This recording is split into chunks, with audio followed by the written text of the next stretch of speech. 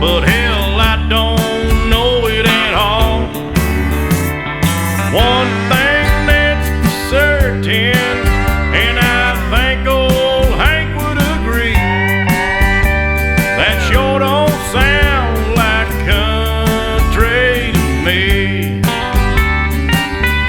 Well, if it ain't broke, don't fix it. If it ain't Johnny, Merle, or Hank, or Waylon Jennings, if it ain't got that honky-tonk horn like Ernest Tubb had from the start, if it ain't broke, don't fix it.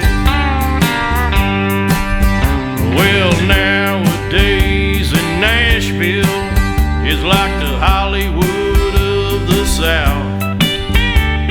So-called country singers singing songs they know nothing about. Swimming